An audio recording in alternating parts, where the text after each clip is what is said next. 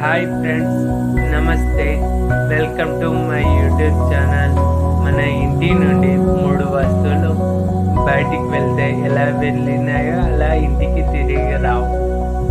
అవి ఏంటివి? ఫస్ట్ మొదటిది డబ్బు. డబ్బు కానీ ఎవరైనా అప్పు చేయబదులు కానీ ఇచ్చినామనుకో, తిరిగి వచ్చేటప్పుడు వేరే నోట్ల రూపంలో వస్తాయి. సెకండ్,